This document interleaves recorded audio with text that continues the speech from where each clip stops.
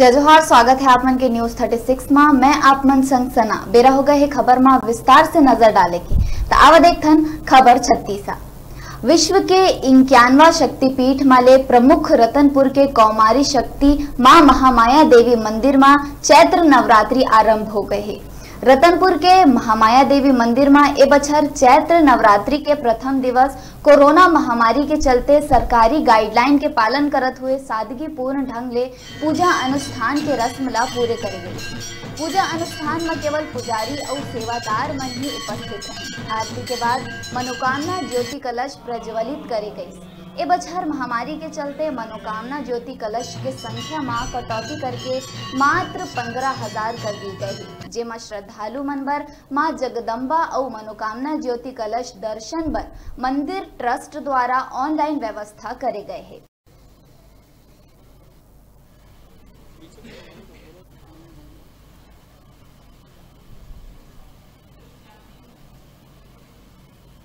क्योंकि शासन के गाइडलाइन में हमको मिला हुआ है कि मंदिर बंद रहेगी, इसलिए दर्शन का लाभ नहीं हो पा रहे हैं।